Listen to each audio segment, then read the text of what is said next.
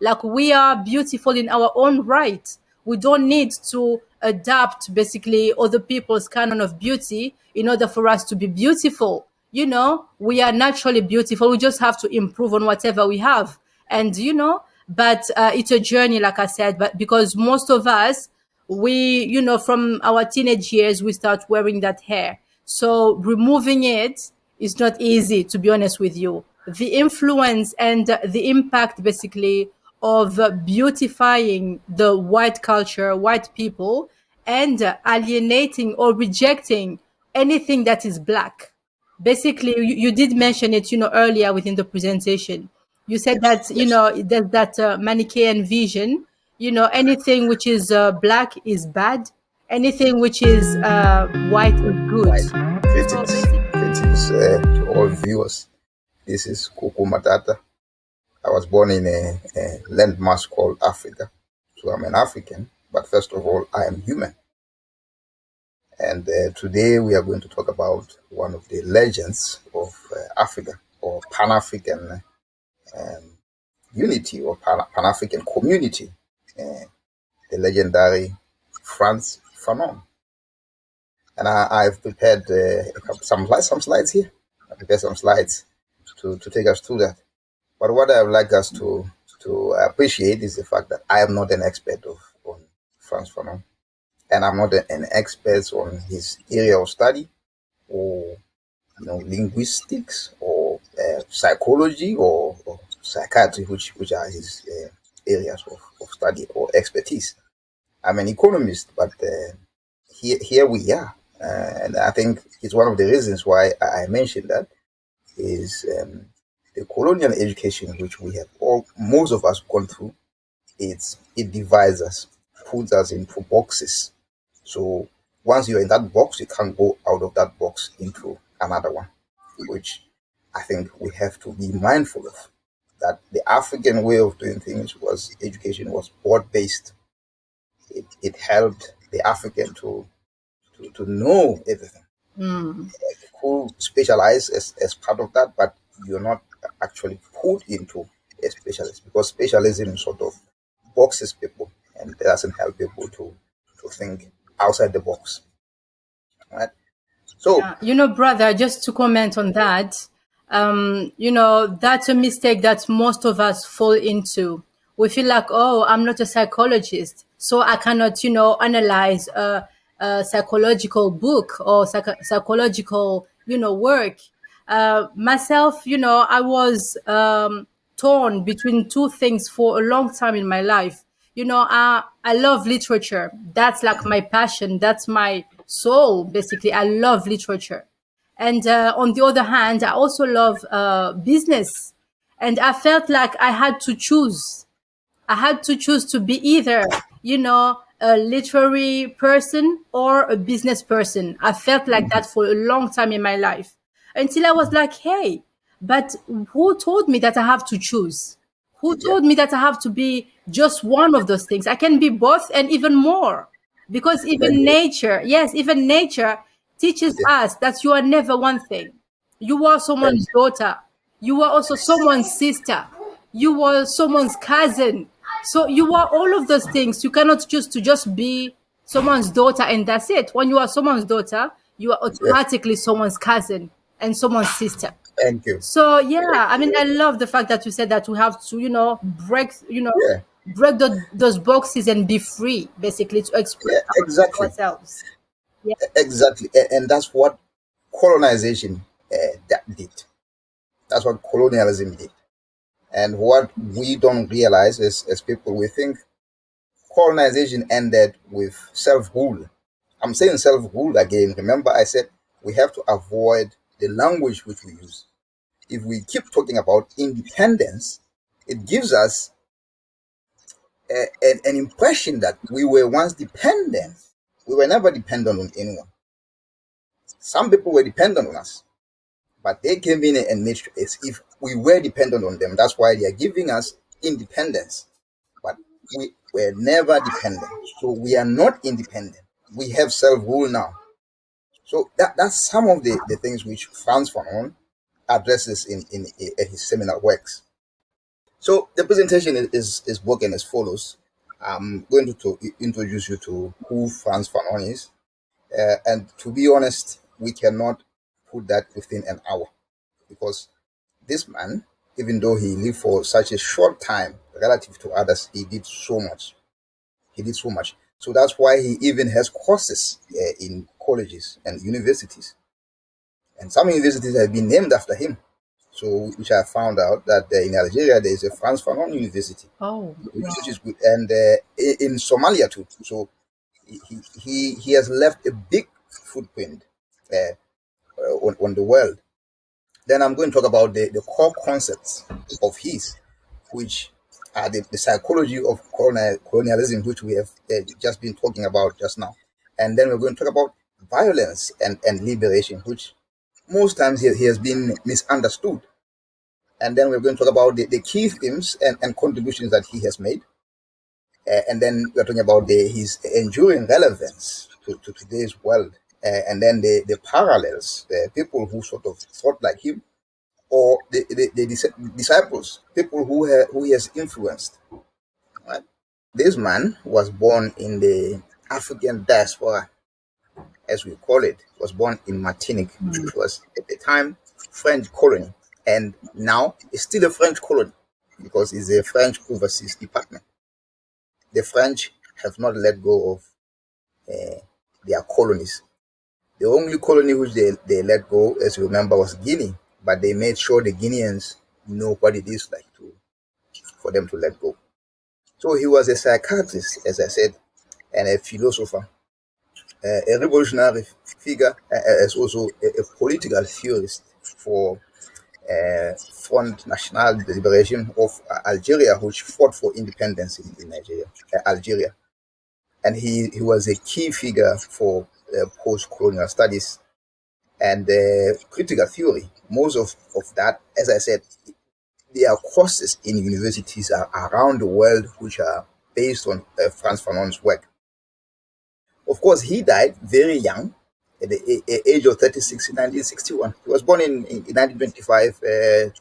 This month is going to be his 100th anniversary, the 22nd of this month. So I think it's even more important that we are dealing with his work here. So he was born in a sort of, you can call it a lower middle class family, and he was kind of protected from what was happening under colonialism of the French. But in 1943, when he was 18, he joined the French army. If you know, the Free French Forces under General de Gaulle, which were to help free the French from German occupation at the time. And his experience in the army was mixed, because even though he joined full of patriotism, he encountered serious racism, and actually opened his eyes. And then he was considered an undisciplined soldier, even though he fought courageously. But he went back to Martinique and got his baccalaureate in 1946. And then he got a scholarship which enabled him to go back and study medicine in Lyon. But luckily, what he did again, he didn't just limit himself to psychiatry. He also took courses in literature and philosophy, which actually opened his mind, it opened his eyes and helped him to see different things, which if you are in just one field, you can't see, you miss those. So in 1953, he became a head physician at the Blida Psychiatric Hospital in Algeria. And let's not forget, at this time, this was under French colonialism again. And what he was doing was he would treat the French soldiers during the day when the war broke out, and then he will treat the National Liberation Front fighters during the night. But this became too much for him, because he realized what the impact of colonialism was on the colonized. And in 1956, he resigned from his hospital post to join the FLN, formally now, because he was still helping the FLN, as I said, during the night, but he was seeing the impacts of the war or the impacts of colonization. And he declared himself Algerian, but he was deported from Algeria into Tunisia, where he operated mostly during that time. And we have to recognize the contribution that Tunisia and Egypt did to help Algeria find its own liberation from the colonial forces of France. And Frantz Fanon was one of those people. And he helped with regards to political theory on how they did this. And he wrote two seminal works. So those of his seminal works that are well known is the Black Skins, White Masks, which was wrote earlier on in 52, and the Wretched of the Earth, which is sort of, you can call it the grounding for revolutionary war which the Algerians fought. The Black Skins, White Masks, the stories that he wrote it as part of his thesis, his doctoral thesis, as the alienated black man. But the teacher refused it. The teacher said, no, you cannot submit this. So Frantz Fanon could not submit this as a dissertation. Hence, he had to write it later. He had to write it later as a book. So what we're talking about here are coming from most of those works that Frantz Fanon put forward. We're talking about the Black Skins, White Mask, which he published in 1952. In which he questions the notions of identity, assimilation, and racism against black people or colonized people around the world. And he had the experience that he got in the West Indian Martinique, or those who settled in France. And he talks about Manichaean world of the colonizer versus the colonized. This is interesting because Manichaean, we're talking about a world which is especially rigidly split in the middle. A split in the middle in this case, we have the colonizer, we have the colonized. And what is happening here is he's trying to emphasize that the other's part is good, the other part is not good. There's that dualistic approach here. There is corrupt and not corrupt, pure versus impure. So it's more about civilization again. Let's not forget what they came to do in our country. They came and say we are going to civilize them because they were uncivilized. So you can just understand from then on that the colonizer saw the colonized people as uncivilized savages. All right? There's that blackness, there is that worthlessness, and all of that is being carried out to the colonized. And in terms of spaces here, when you look at the spaces for the colonized people, there is nothing for them. It's dark. There are slums, and then there's death. But for the colonizer, there's spacious cities. There is light everywhere. You look at those countries that have been colonized. Just look at the state of South Africa. South Africa is like that. There are slums all over where most of the black people are still living as we speak. And the whites were living in those territories which were clean, kept safe away from the crime which is in the black communities. So again, it's just like that, colonized versus the colonizer. And when it comes to expressing yourself as a colonized people, you are silenced. You are silenced. In fact, you're told you are aggressive, more like aggressive when you talk. You are ruled, and you're even named or given identity.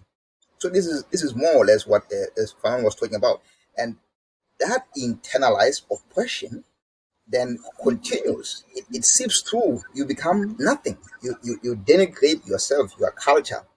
It becomes a psychic trauma. And there is a passive trauma and then an active trauma which they used to carry out under colonialism, which he saw in Algeria. But with regards to the passive one, it's more of the language, it's more of the culture. People who are colonized, they don't have their own culture. Their own culture is erased, it's cultural erasure. And the language is seen as, irrelevant. But because I said we'll talk about some of people he has influenced later. We're talking about the language with Professor Ngujua Tiongo later on, who went ahead to carry most of what Fanon was talking about when it comes to language. So there is a desire to be recognized when you are colonized, but unfortunately that doesn't happen, because here, as a colonized person, you are told you are worthless, and you want to get out of that culture and assimilate into a culture which is seen as good, as acceptable, as pure. But unfortunately, you're not allowed to be part of that culture either. And it's again back to the present where we are now. Africa is backward. Africa is a dark continent. But when the Africans who are oppressed by lots of things which are happening in the world today, imperialism, there are rulers who have become aristocrats as we speak. They jump into the Mediterranean, there are walls, there are fences, there's everything stopping them from coming into Europe. So there is that element of colonized versus colonizer, and in this case, those who are pure versus those who are not pure, impure. It continues. What you're talking about happening long time ago during Fanon's time in 1952 when he wrote this book, it's manifesting in different ways today as we speak.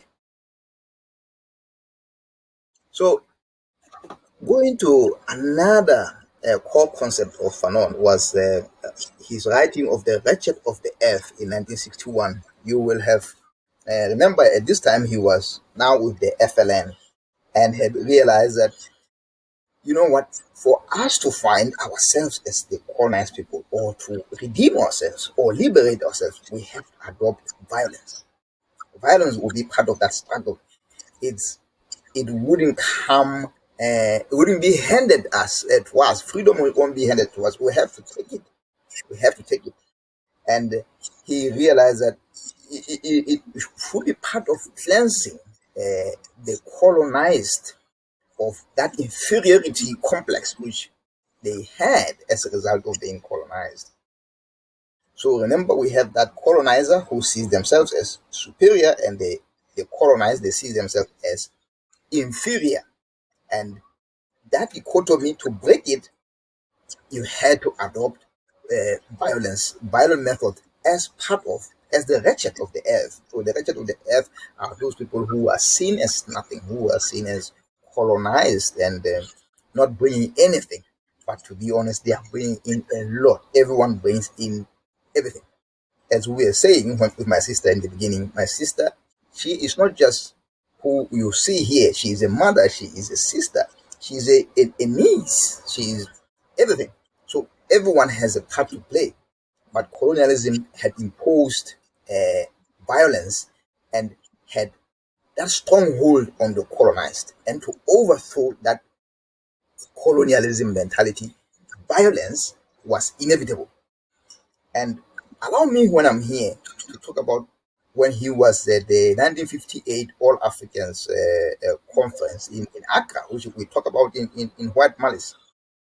Lots and lots of Africans and the speakers who were there, they were speaking about a peaceful protest, non-violent means of fighting for independence. At that time, Fanon, as an official of FLN, or Algeria at the time, he was there representing Algeria, and he had to convince all of these African countries, which were, some of them were still under colonialism, that, you know what, violence was needed. Violence was needed to fight for independence, because most of the colonizers here are not going to give you your self. You're not going to find your own self-rule. They're not going to give it to you. You have to fight for it. According to Cameron Diodu, who was one of the officials in Dr. Nkuma's government at that time who was responsible for organizing this. He said Fanon went through what was traumatizing for him. This is someone who came from war, and he comes there and sits in a conference, and everyone else is talking about peace or talking about non-violent means. So when Fanon stood up to take his place on the stage, he stated clearly that there is no way that non-violent means are going to help us. How are we going to stand here for this long? We give the other cheek when we are slept on the other cheek. Should we? Is that what we're supposed to do? Then when are we going to get our self-determination? Is it going to happen?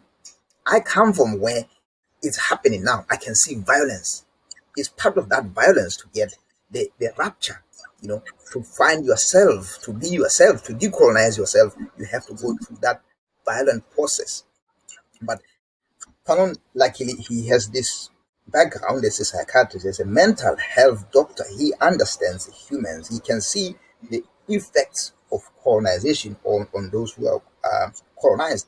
But everyone else was talking from the background of going within a neo-colonial or a colonial education structure where you are taught to be polite, to follow order, to obey orders. And that's where it becomes a sort of clash of cultures. But he stood there on that lantern and spoke and convinced them that by all means necessary, we need to get our liberation. When everyone else was convinced that non-violent means, which were adopted from Gandhi and then went to America through Martin Luther King and everyone else, we were sort of talking about that, but Fanon said, no, this is it. We stop here. So he played a huge part in the African liberation in a way, because after that, they formed lots and lots of camps in which guerrilla movements from all over Africa were trained, especially in liberated Africa, especially Ghana. So I've already covered most of the key themes or contributions that Fanon has made here. We are talking about self-hatred, the internalized self-hatred.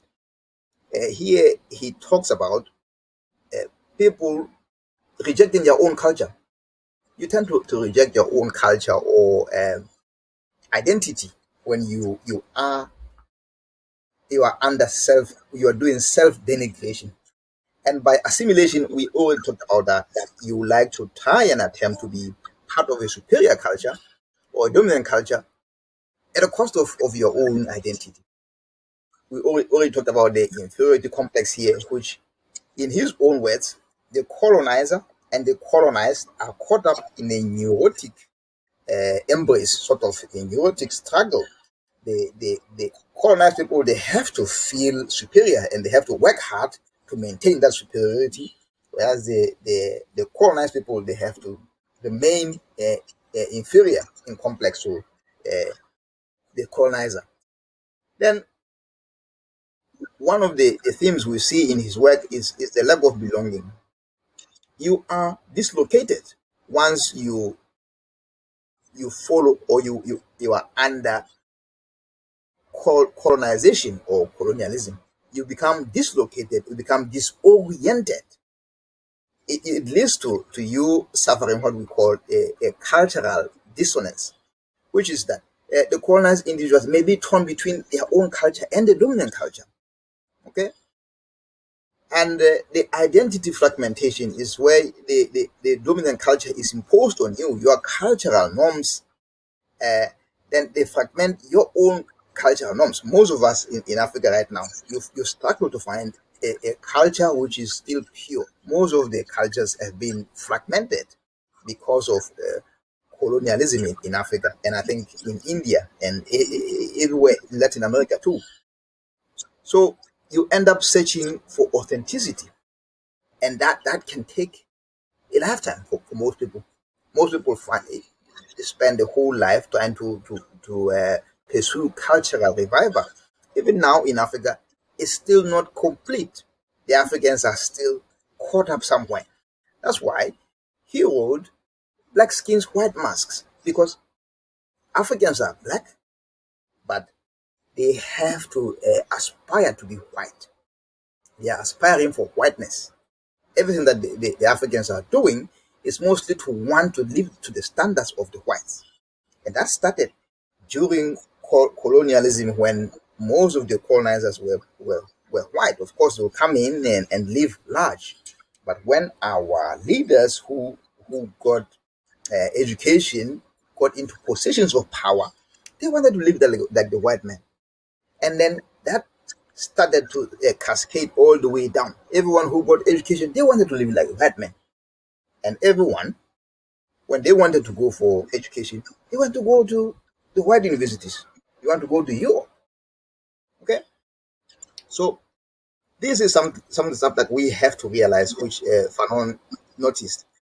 And for us to be able to steer clear of this, for those who are colonized and those who were part of the colonizers or the descendants of the colonizers, we have to realize, we have to recognize what the impact of colonialism has been on the people, and to help to challenge the dominant narratives, because there's never just one narrative. There are always, there are different perspectives.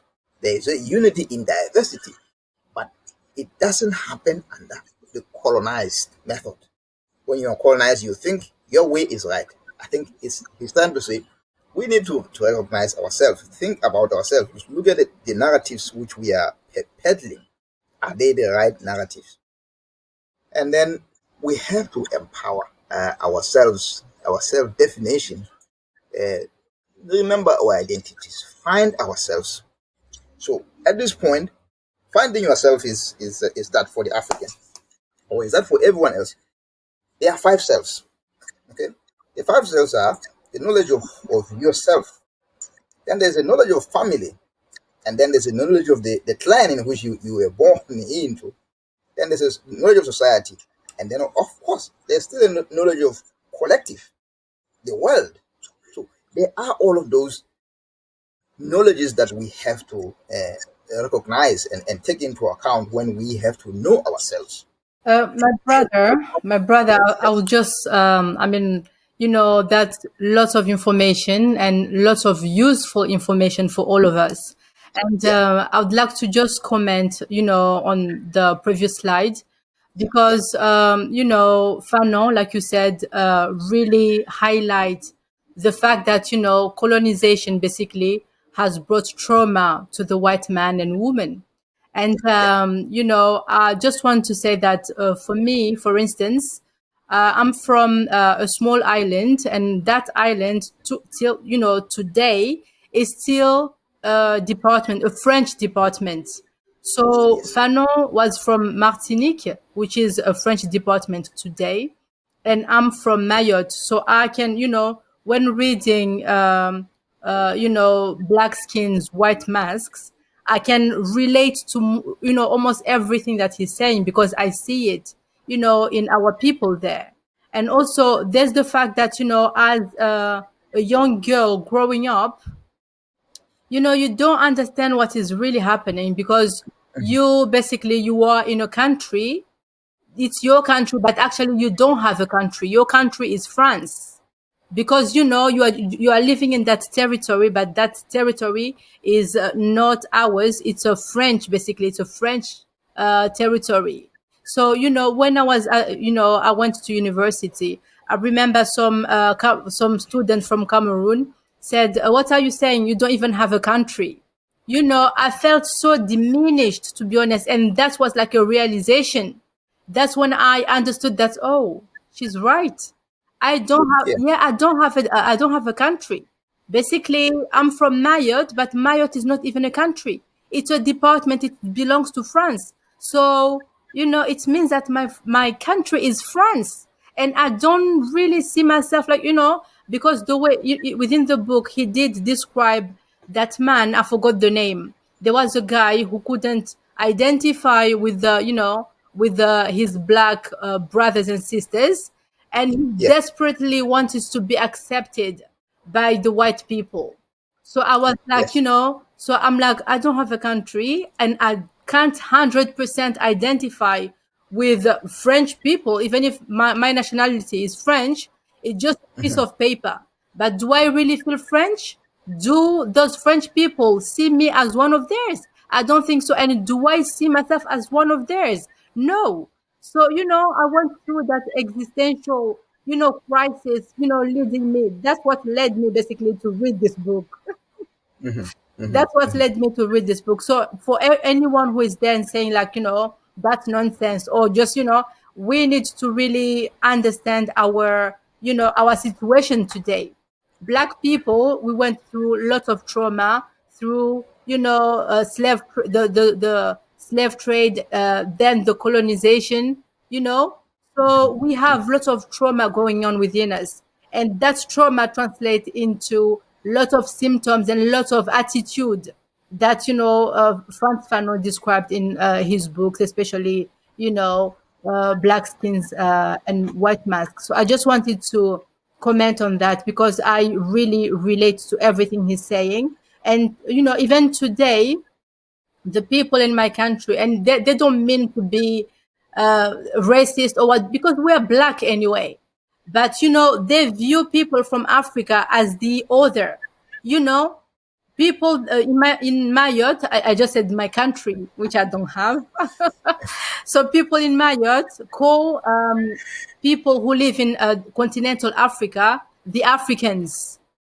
Yeah. So there's that, there's 100% alienation because we view people who look like us. We don't see them as if we are just one people, or at least, Yes.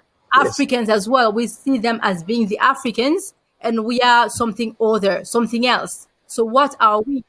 Othering. Yeah, Othering is called. Yeah. exactly. So what are we when we are not Europeans, obviously, and we don't see ourselves as Africans? So we are just in the middle, basically. You see that, basically the colonized wants to be accepted by the colonizer, like, to be seen as an equal. And that's something that we see in Mayotte. Like, people are reivindicating the same, the same laws, the same rights as metropolitan French people. But that's not happening because the reality is there. We are not them. We will never be like them. So, yeah, I just wanted to say that. So please. No. That's absolutely important and timely that you said that, because it's what I said. You don't really are not good enough in your own skin, but you're not quite that skin. You can never be a different skin. That's the skin you're born in. That's the culture you're born in. And even if you do anything to embrace that culture and live your own, they will never accept you. Okay? So this is where you end up being displaced. You become displaced as a colonized person. You become, in a no man's land with no identity, because you are shaking your own identity. At the same time, the people you are running after them, trying to adopt their identity, they don't want you. So thank you. So now, if you allow me, I'll talk about some of the parallels, or some of the people who lived around Fanon, who is helpful to sort of see Fanon in a different light, through other lenses, through other people. And what the first one of those is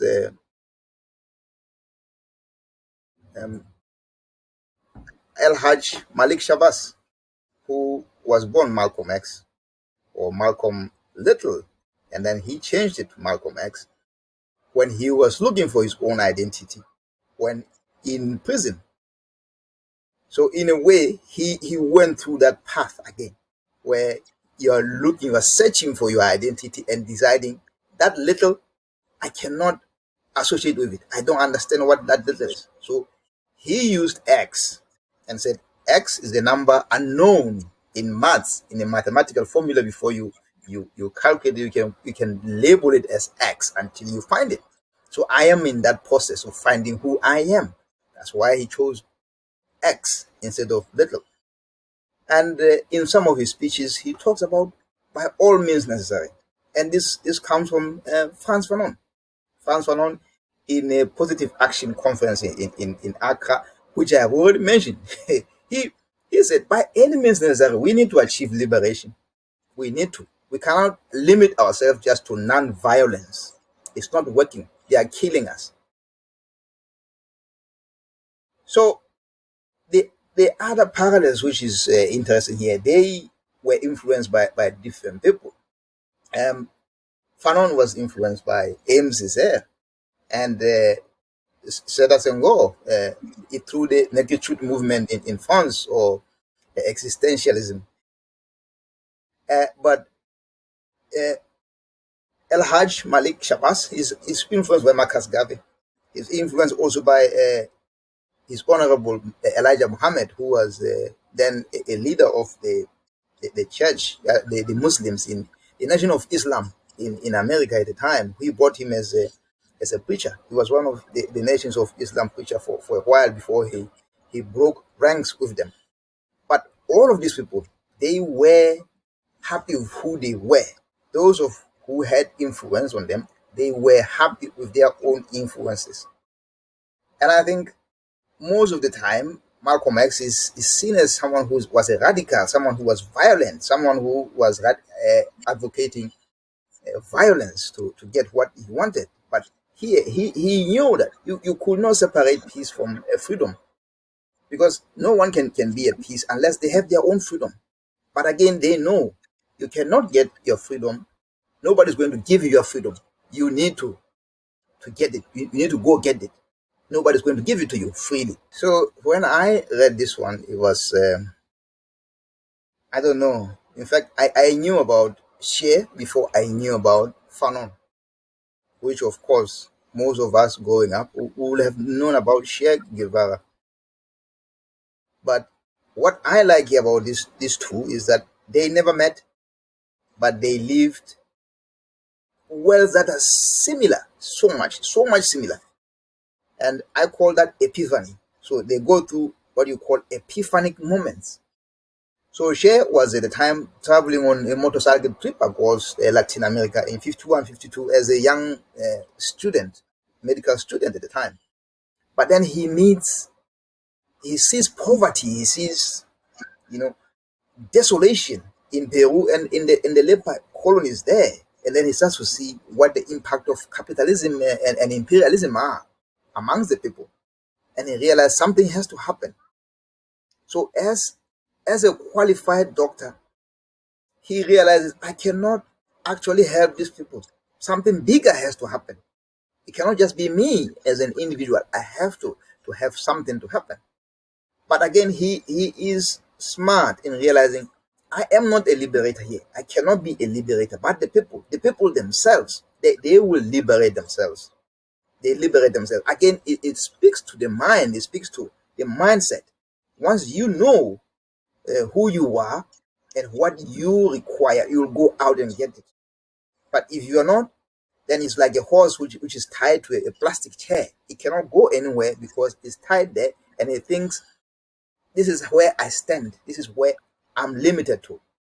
Then we know about Frantz Fanon already. We talked about his life as a soldier in World War II and his work in Algeria. But he realizes that colonialism, not just political or economic, it damages the psyche of the oppressed. And it creates that self-hatred and requires violent rupture to undo. It's not something which can just happen like that. So it will be difficult, but it will be rewarding when it has happened. So the other thing is he was also a medical student.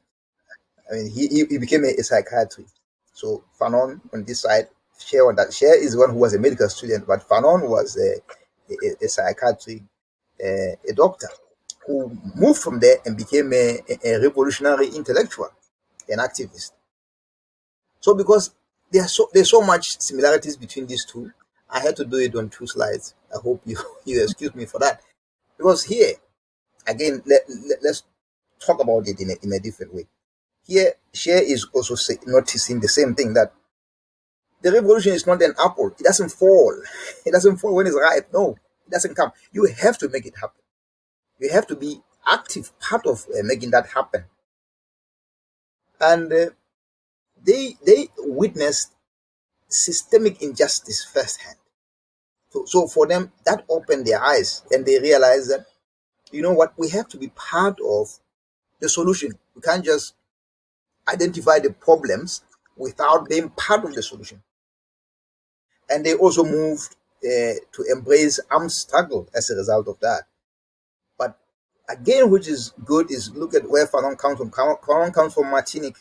Then from Martinique, he becomes part of the struggle in Algeria. And then from Algeria, the Pan-African struggle across the whole continent. Fanon played a big part in bringing that out. And here we know he went to Cuba. He helped the Cuban people get their own liberation. And then when he was finished with that, he went to Congo and tried to help the Congo. It didn't work for him, but he moved from the Congo and went to Bolivia, where unfortunately the CIA killed him. So it's their essence here is simple again. They say you cannot heal one patient or one village. You need to fight to transform the system. That's Cher saying that. And Fanon said you cannot treat a colonized mind in isolation, but the entire colonial system must be destroyed. I've even put Dr. Fanon up there looking out for Dr. Walter Rodney. Rodney learned a lot from Fanon, but he sort of focused more on the neo-colonialism. He actually critiqued most of the neo-colonialism and wrote that book that we know, How Europe Underdeveloped Africa. And if you read that book, you start to remember what Fanon was saying in his books, what Fanon was saying in the Black Skin, White Mask, or The Wretched of the Earth. It's both of them are really, really important to read together, because that way it's helpful to understand Fanon. Now you are seeing Fanon in Rodney's eyes. And so Rodney highlights lots of ways in which colonialism was dehumanizing and alienating the Africans. The neo-colonialism term, even though it's attributed to Dr. Nkrumah, it's covered a lot in that book, which I've already referred to, which Dr. Rodney has written. And look again when Rodney passed away. He passed away at the age of 38. Again, when did Fanon pass away? At the age of 36. Even though Fanon, we are told he passed away of leukemia, which was type of a cancer at the time, Rodney was assassinated. So there will be, difficulty on the way in the way of the revolutionary, unfortunately. But it's important to see how his work has influenced Rodney in terms of revolutionary praxis, the class analysis, where Rodney has actually looked at the contradictions between the post-colonial societies. So this is after colonization ended that Rodney was doing this, but he used Fanon's blueprint. Now we're talking about the one who passed away this year. He has left a huge, I would say, he has left a huge hole in the area where he was what the work he was doing, because he was talking a lot about how we as the people, we normalize the abnormalities. But that is part of the colonization. Colonization leads to people doing that unwittingly or subconsciously. Okay, so if you read his book, Decolonization of the Mind, which is one of the books I have on myself, is one of my favorite books to read. It makes you understand how colonization happens. And he sort of focuses on the language. He says the language, any language, it has a dual character. It is both a means of communication and a carrier of culture. So if we speak English exclusively, English or what culture are we carrying? Whose culture are we carrying when we speak English? And I like that in this book, he also says the colonizer managed to win Africa with cannons and guns in 1884. But What came after that, those cannons and the silence of the guns, was even more deadly. It was the chalk and the blackboard, the language, the education that we got. It continued to lead us, or left us where we are right now. And that's part of that. The language, any language has a dual character. It is both a means of communication and a carrier of culture. And what happens with our own cultures? If we carry other people's cultures, what happens with our own culture? Our languages have lots and lots of meanings, lots and lots of messages from our ancestors. But we are not carrying those messages now because we are busy only using foreign languages.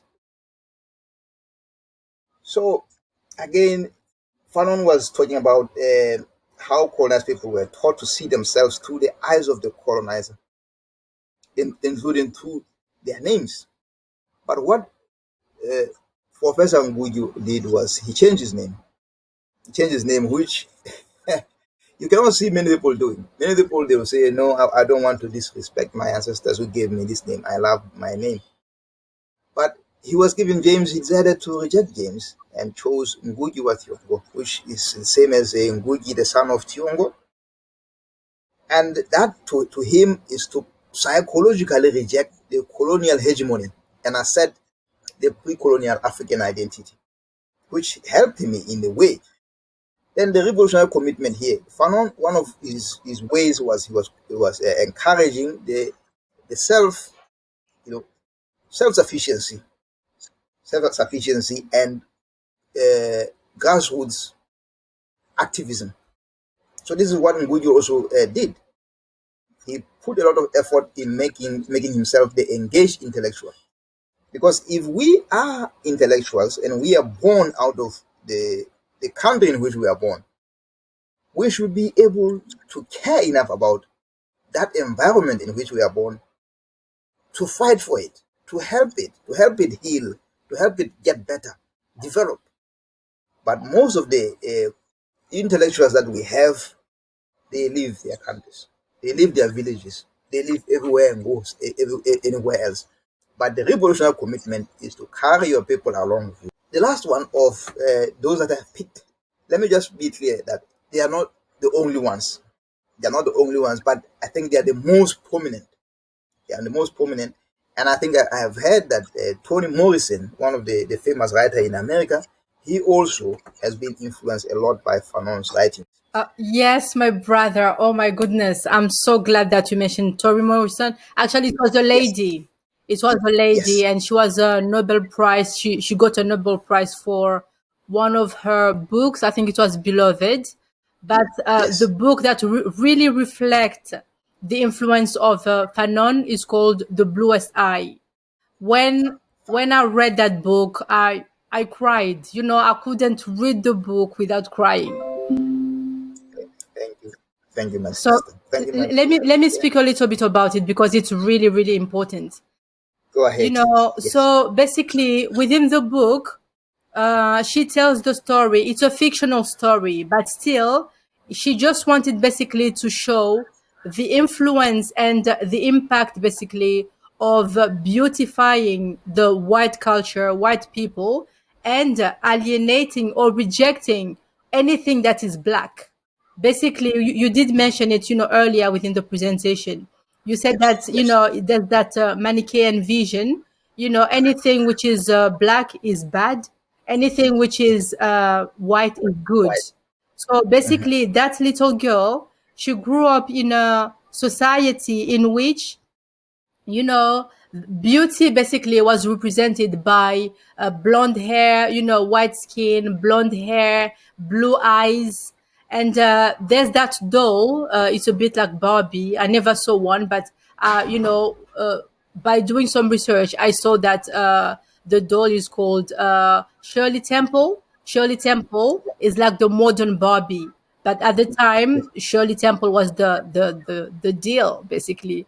And that little girl grew up watching Shirley Temple on TV, and you know, all the compliments that, you know, people were giving basically little girls with blonde hair, blue eyes. So basically, without, without being told that white equals beautiful and black equals ugly, within her psyche, that's what she understood. Because when she was watching TV, beautiful people were all white. She never saw someone who looks like her represented as someone beautiful, or someone, or a good person even. So basically, she grew up internalizing all of that, those traumatic situations, and basically, just to shorten the story, because, it's a long story. Basically, she ended up becoming crazy. She ended up becoming crazy, and in her craziness, basically, she became white with blue eyes. So you just see, like, it's maybe an exaggerated, story, but it shows a reality that many people, even to this day, you have most of us black women, you will see us with wigs. Those wigs, most of the time, they don't look like our hair. They are, really silky hair. They are, basically, we are identifying with the kind of beauty which will never be ours, you know, because long hair and silky hair, you will never find a woman, a black woman, who will naturally be like that. But we think, we were programmed to believe that when you have long silky hair, it means that you're beautiful because it's closest to the white person. You see? So basically, that's just one of the, that's what I wanted to say about the influence of, Frantz Fanon on Toni Morrison. Like, when you read that book, The Bluest Eye, you really can see exactly the problematic that Fanon is talking about in, black skin, white masks. Thank you. And I'm very grateful because it had to come from a woman to talk about other women.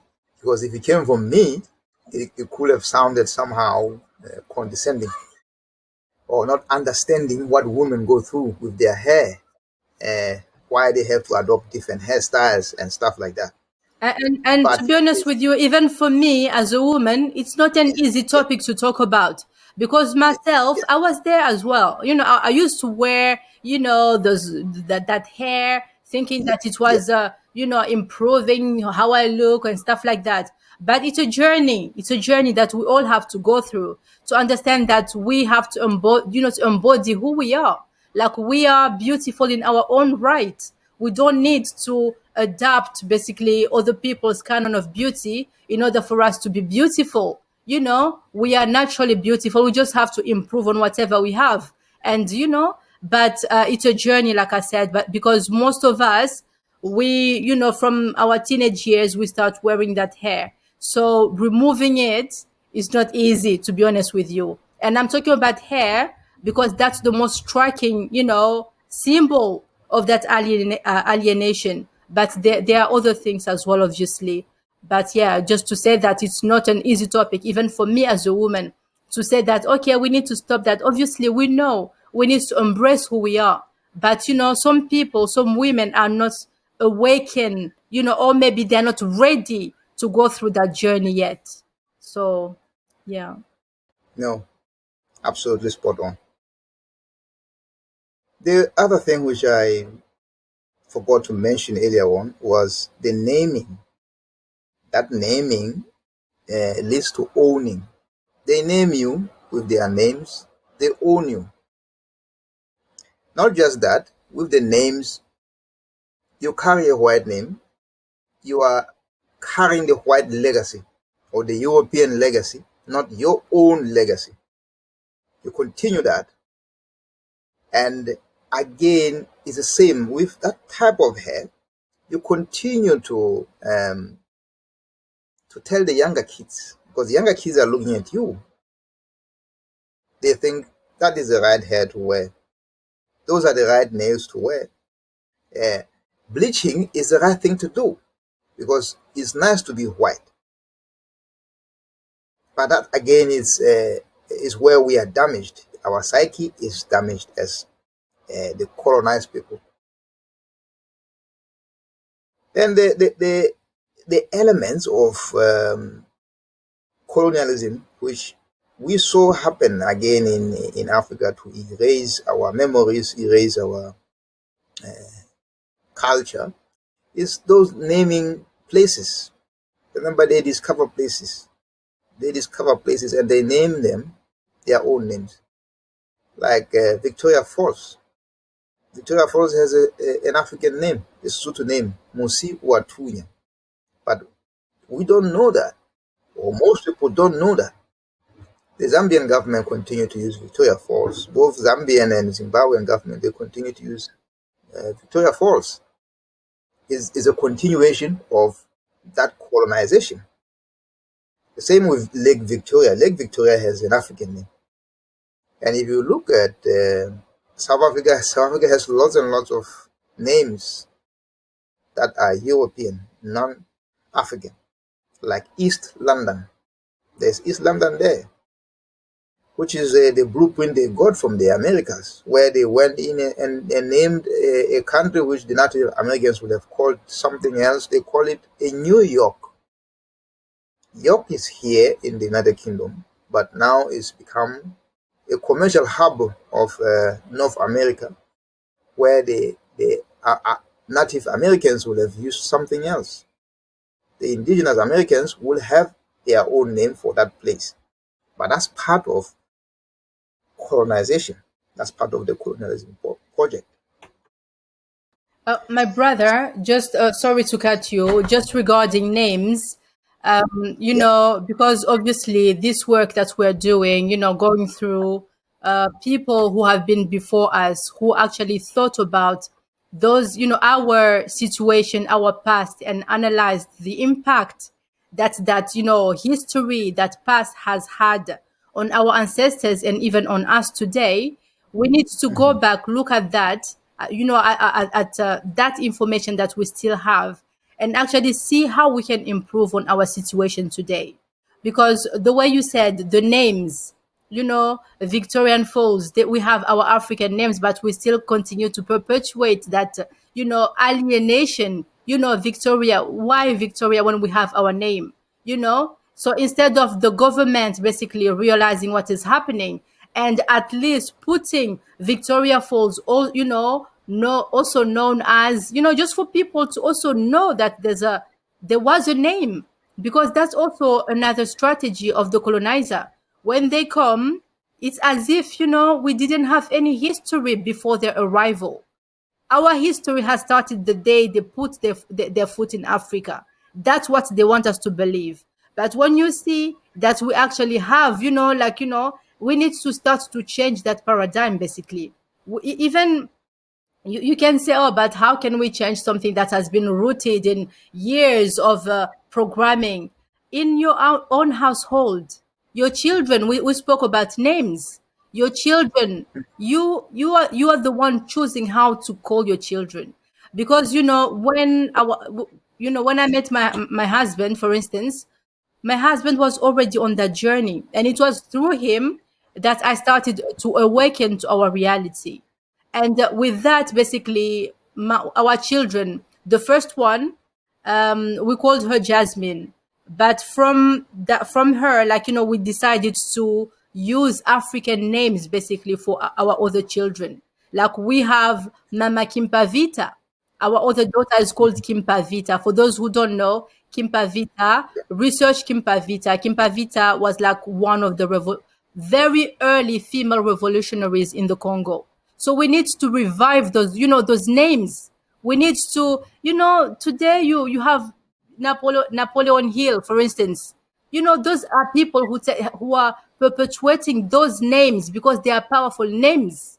You see, for them, for their culture and traditions. So we need to do the same. And even if you don't call your children after, big African, people who lived in the past, we still have our African names. You see? So instead of calling your child James, I'm just looking at Ngugi. Yeah. So instead of calling your child James, look for a nice African name, like native name from wherever you are, and call your name after your child after a name that your ancestors actually will recognize, a name that actually will speak for itself. Because the way I think last time when you came, I said that, we are the only people who still basically are taking those names. I mean, for instance, have you already seen a French person or even an English person with an African sounding name? You will never see that. But You struggle yes, to. that is still part of that, programming. Basically, we are superior. So everything that is linked to us is superior. Even names. Instead of calling your child Ngugi, call them Francis, call them Francois. Even better. You see? So how can that, we are still in that alienation circle basically. So it's Yeah. very important for us to understand that it starts from the name that we are carrying, and also the names that we choose to call our children.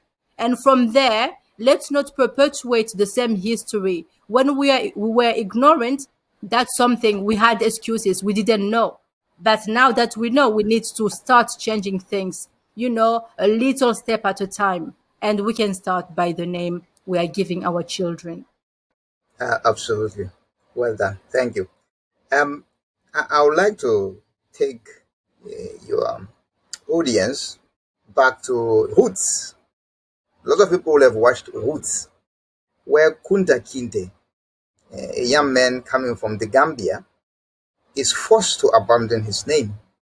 He's forced to take a new identity and take a new name called Toby. He was whipped. That was whipped into him to remember that he's Toby, and to also stop speaking Mandinga and to start speaking English. That was whipped out of him. But now it's no longer whipped out into us. It's no longer whipped into us. We go ahead, we give our children European names. We give our children anglicized or French names or Spanish names before we give them African names. And what we are doing here, one of our ancestors said, we are actually oppressing our own ancestors. Because if you give people James, then James continues to live longer. But let's say your father was Towa or somebody, that name dies. It will die. Not just that. In the spiritual world, our forefathers are being oppressed once more. They were oppressed in real life. Now they have departed. They are also oppressed there because their names are no longer treasured. So nobody is actually helping to remember them. So if it was a part of the spiritual way in which you get reincarnated by how many times you get that name used, our ancestors will not be reincarnated. They will be oppressed by European ancestors because we continue to revere the European ancestors ahead of our own.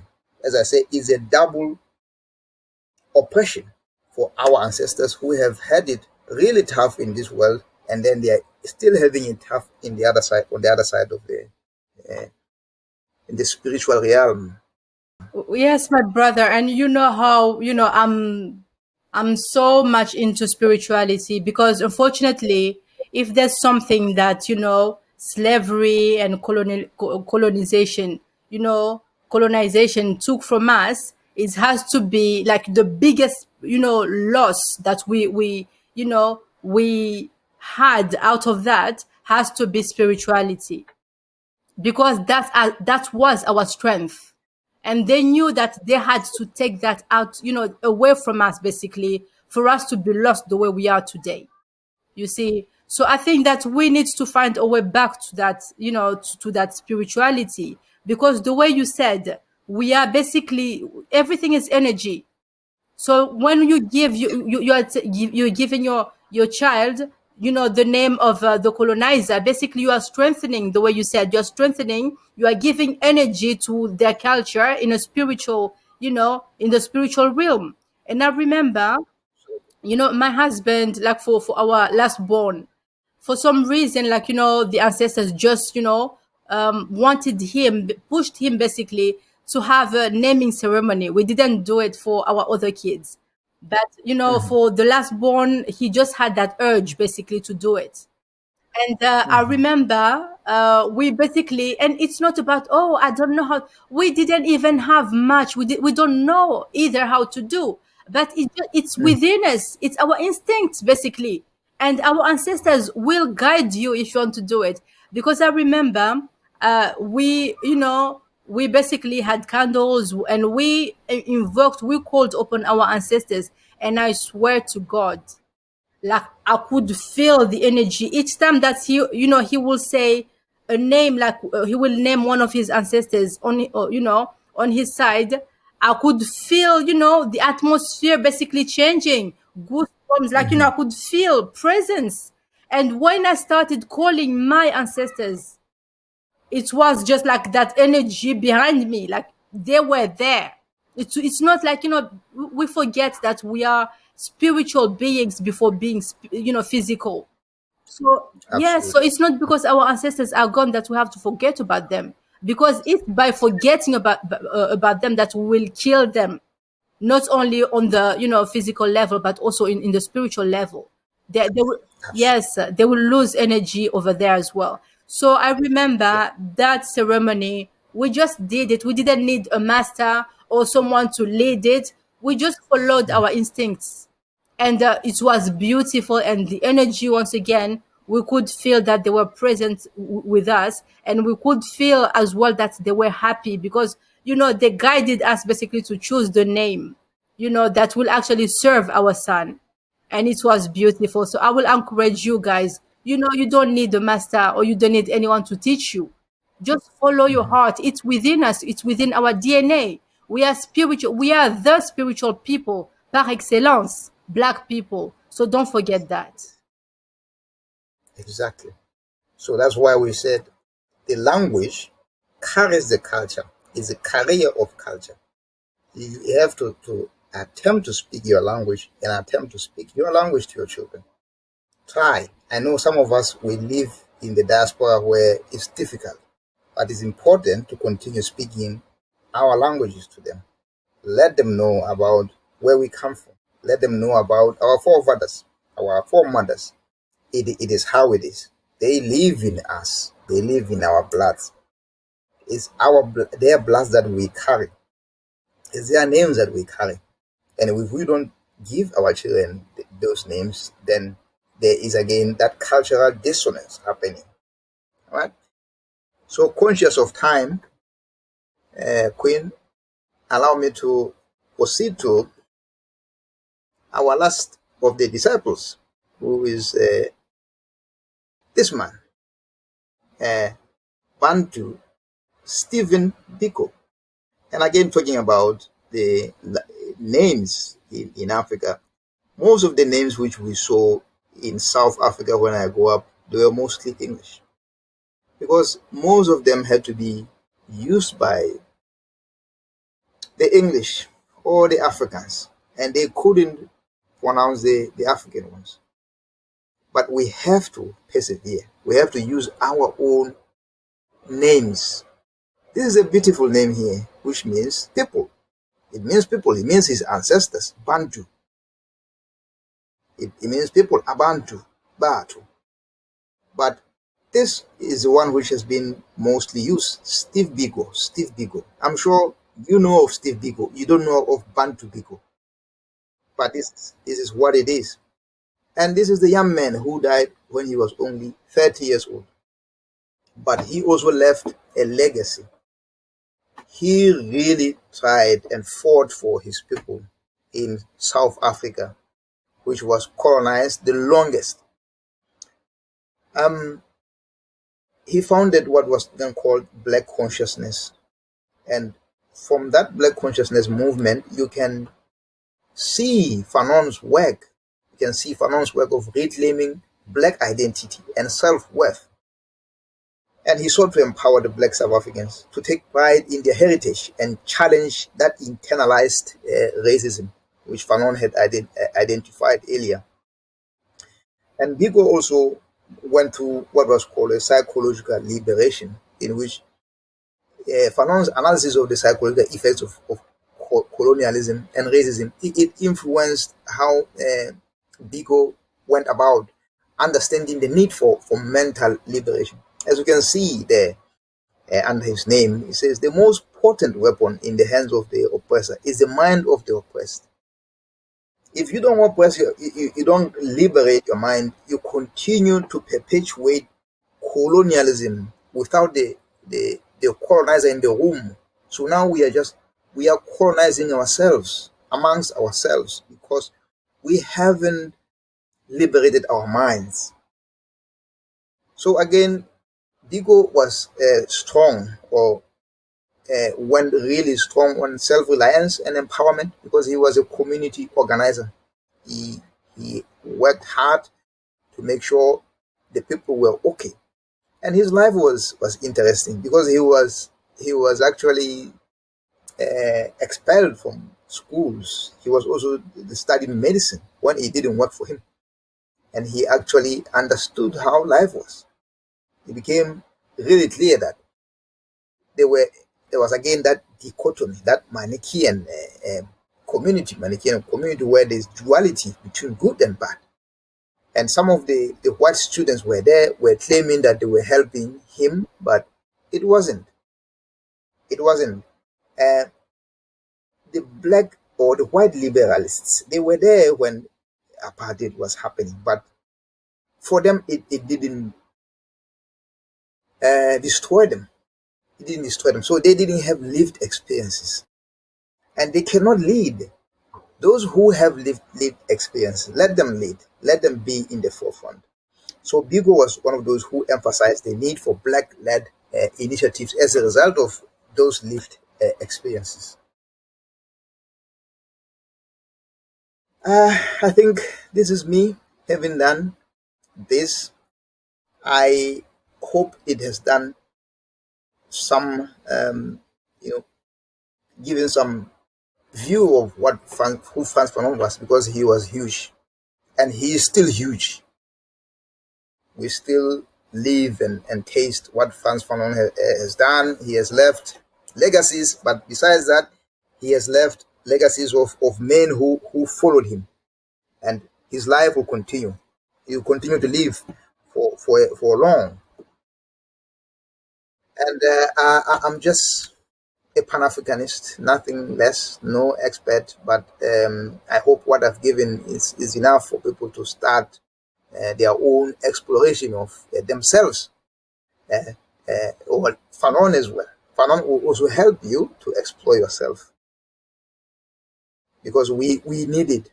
We need to know ourselves. As I said, there are 5 selves. There's you, there's your family, where you're coming from, then there is the community in which you are living, and then there's a society, and of course there is a world. For you to be a better person in the world, you need to know yourself.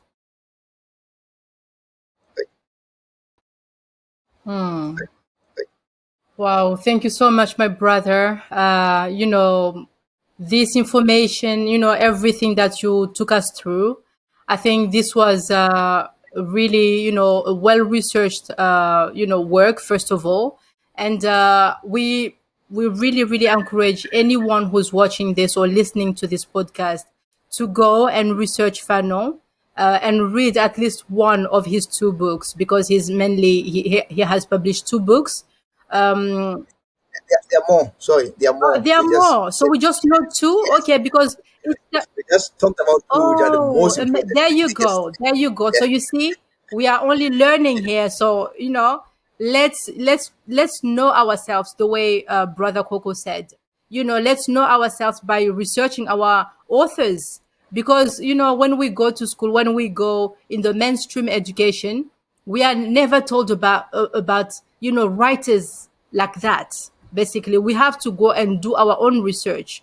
Thankfully, we have people like Koko Matata, who is very, very into, Pan-Africanism and also Pan-African literature as well, especially with Dr. Kwame Nkrumah's conscientism. I think I'm saying it wrong. Could you? That's all right. It's Okay. okay. Conscientism Study Group. So I come from Conscientism Study Group. I also have another group called Ubuntu and Trauma, in which we are exploring our Ubuntu, because the Africans all have Ubuntu. Ubuntu is not only Southern African. So again, just to highlight the fact that we have a clash of societies here. The European society is hierarchical, but the African society is flat.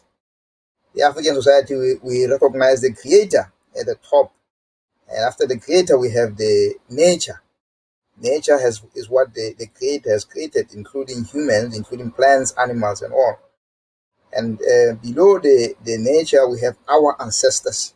Our ancestors are there. We recognize our ancestors because they play a huge role in our lives. And below the ancestors, there's what we call Ma'at. Ma'at is a law. It guides the harmony and the balance in which the Africans live. But the Africans have moved away from Ma'at. And the Bible has 10 laws which they stole from Ma'at's 42. Ma'at has 42 laws, and most of them are reverse confessions to say, I haven't done this, I haven't killed, I haven't stolen. So they took those 10 of them and put them in the book called the Bible. The blueprint of an African. There are 5 things that we have to know as Africans. And I said, at the top of the tree of the chain is a creator. So when we say God, you have to know what you're talking about, because this time I'm talking about the creator who has created nature. And nature comes too. And after nature, from nature comes lots of things which have helped us to survive this while. Us as humans are also part of that nature. But we as humans have learned lots of things from nature. We come from nature, we go back to nature. That's the other thing. And we learn from animals.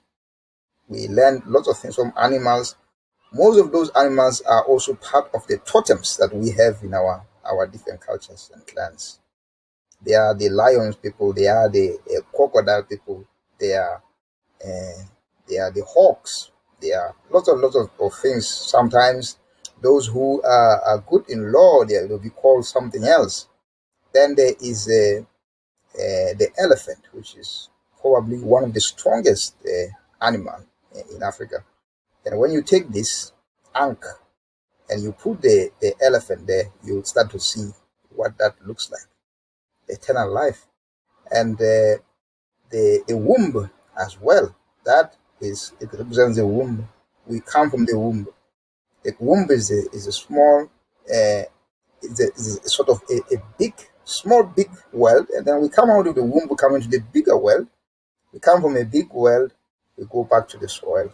It's that eternal life which we as Africans have rejected, because we took foreign religions. I said after nature, we have our ancestors. Our ancestors are important to us. We revere them. So if we reject their names, we reject their languages, we reject their history, we reject everything, we are weakening ourselves, and we are also weakening them. Then we have the Ma'at, which, like we said, it governs the law. It's there in ancient Egypt. It governs the balance of all things. Because if we have the law, we obey the law according to nature, Ma'at, which is the law that comes to nature, then we are right. Then after Ma'at, we have Ubuntu, which is the fifth one. That Ubuntu is important because through Ubuntu, we recognize that we are all interconnected. We are all spirits living in these bodies. We are living in carbon, material bodies, but we are all spirit. We all come from the same sea. Let's say that. That's spirituality for us, African spirituality. Spirit into reality. We are moving from spirits and becoming reality through the bodies that we carry. And through Ubuntu, we start to see each other as brothers and sisters. as siblings, or even as myself in you. I just happen to have the male elements more prominent in me. You probably have the female element more prominent in you, but we are the same thing. That's Africans. So we need to learn more and know about ourselves. That's just amazing, because it's, we, like you said, we definitely need to learn these things, because nowadays we don't have excuses anymore. We cannot say, oh, I don't have the books, I don't know where to go. You just need to go on Google or to look for communities like, Brother Koko mentioned a few that he leads, and there are so many more, to be honest. So many communities, when people are ready to learn, they always find basically someone who can support, that interest. So I think that we definitely need to learn about ourselves instead of waiting for the white man who created the problem, who brought the trauma in us, to show us the way again, because they will always try to mislead us. And, to conclude, because we can stay and talk about this forever, but we have to stop at some point. So to conclude, I'd like to talk about what Brother Coco said a few minutes ago. He said, know thyself. And this reminded me of, an episode, actually the previous episode before that I shared before this one. I went to a concert to watch KRS-One with my husband, and he basically said that he went to Greece and went to the Apollo temple, basically. And when he went there, because in philosophy books, they say, oh, know thyself. That's the only thing we are being told. Know thyself, know thyself, know thyself. And that's, anyone can interpret that the way they want. You can feel like, know thyself. You can feel like, oh, I already know myself, because I know that my name is Aïdah. I know where I'm from. I know my ancestors or my parents. You can basically, you can think that knowing that yourself is staying on that surface level. The knowledge that you already have about yourself, that's you. But he said, what they don't tell us is that the full sentence is, know thyself and nothing in excess. Know thyself and nothing in excess. And in Africa, what happened with, slavery and colonization, basically, it was like a tabula rasa. Basically, they erased everything that we had, and they brought the excess, the program. This is who you are. In their books, they tell us who we are, who our ancestors were, and most of them were losers. People who just were enslaved and they never tried to free themselves. Yeah, Basically, so that's how they are programming us to see ourselves like, very inferior to them, because we come from those ancestors who were weak, who never tried to defend themselves. Today we are in this situation because of them. So that's what you will yeah, read in their books. Now, when they say know thyself and nothing in excess, it means that we need to actually erase every single thing that we learned from those white books. I'm not racist, but we have to qualify them for us to understand, what we're talking about. Those books written by white people that were telling us who we are and our history, we need to forget about them and actually go inside ourselves and try to find out for ourselves who we are, instead of relying, on other people, on people who don't know anything about our culture, on people who are seeking to control us, you know, to tell us who we are, because you understand what will be the result. And we see the result of that already.